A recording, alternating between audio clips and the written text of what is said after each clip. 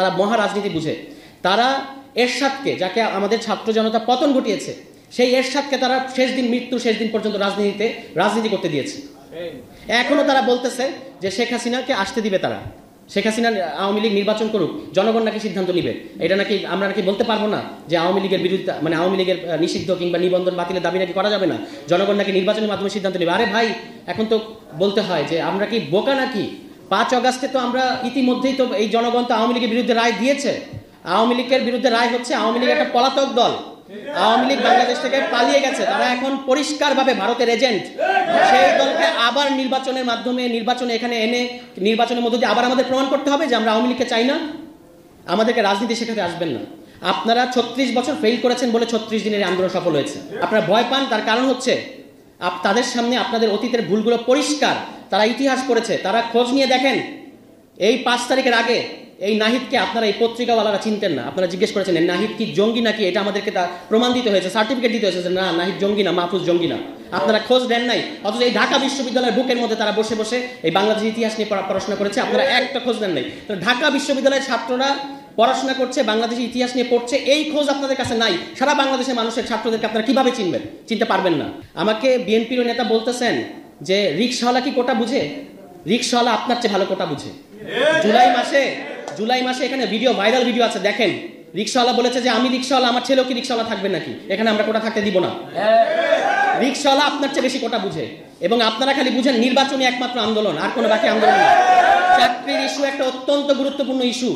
আপনারা লুটপাট ছাড়া, পাচার ছাড়া দুর্নীতিতে 4 বার চ্যাম্পিয়ন করছেন বাংলাদেশকে। আর আওয়ামী লীগের কথা তো বলাই বাহুল্য, পুরো দেশটা ছিবড়া বানিয়ে তারা এখন পালিয়ে গেছে। আপনারা পাচার ছাড়া, দুর্নীতি ছাড়া বাংলাদেশ আর কিছু উপহার দিতে পারেন নাই। আমাদের দেশের ছেলেরা, আমাদের দেশের তরুণরা কিভাবে, তারা কি করে তারা খাবে? তারা কি চাকরি করবে না? ঠিক আছে, চাকরি সবার চাকরি করতে হবে না, তাহলে আপনি তাকে উদ্যোক্তা কোনো ইনসেন্টিভ দিচ্ছেন? কোনো ইনসেন্টিভ তারা দেন নাই আমাদের তরুণদেরকে, তাহলে তারা চাকরি আন্দোলন করবে না? আপনাদের নির্বাচনের পিছনে কি আপনাদের পিছিয়ে গিয়ে দাঁড়াবে এবং তারপর আপনারা আবার ক্ষমতা এসে আমাদের সাথে জুলুম করবেন? এই কারণে আপনাদের নির্বাচনের দাবিতে আন্দোলনে জনগণ সাড়া দেয় না। এই কারণে আপনারা 7 জানুয়ারিতে ফেল করছেন। স্বীকার করেন আপনারা কেন 7 জানুয়ারির আগে যে দামি নির্বাচনের কথা আমরা বলি, আপনারা তো দামি আন্দোলন করেছেন। আপনারা দামি আন্দোলন করেছেন যে স্যাংশন দিবে আমেরিকা, এবং সেই স্যাংশনের ইয়েতে এখানে আওয়ামী লীগ করে যাবে, তারপর সুষ্ঠু নির্বাচন হবে।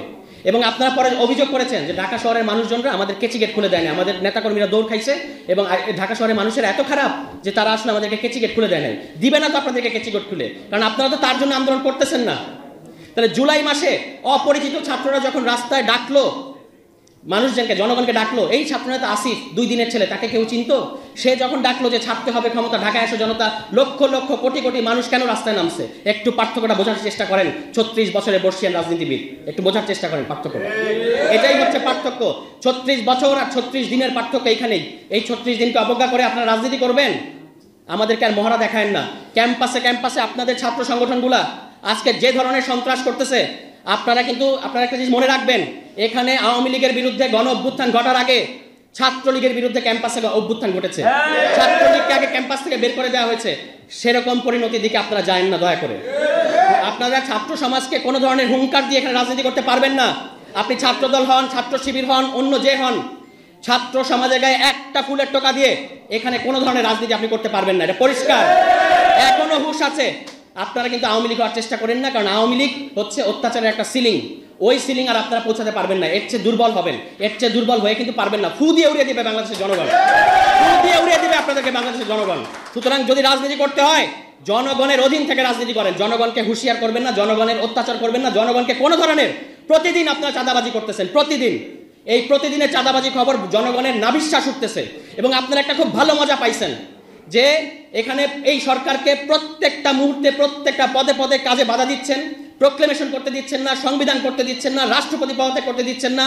অন্যদিকে দোষ সব চাপাচ্ছেন ছাত্রদের ঘাড়ে, যে ছাত্রদের কারণে এই এরকম হচ্ছে। আপনাদের এর চেয়ে মজার মডেল আর হয় না।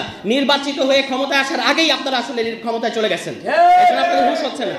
হুঁশে আসেন। এখানে একটা গণতান্ত্রিক রাষ্ট্র হলে আপনাদের অনেক সমস্যা হয়, এটা আমরা বুঝতে পারি। ওই যে এক ব্যক্তি কেন্দ্রিক ক্ষমতা কাঠামো সংবিধানের মধ্যে, তো আল্লাহর পরে একমাত্র প্রধানমন্ত্রী হচ্ছে সবচেয়ে ক্ষমতাধর, এই যে ক্ষমতার কাঠামো, এইটা আপনাদের খুব মজা লাগে, আমরা বুঝতে পারি। কিন্তু এইবার আর আমরা এটা করতে দিব না।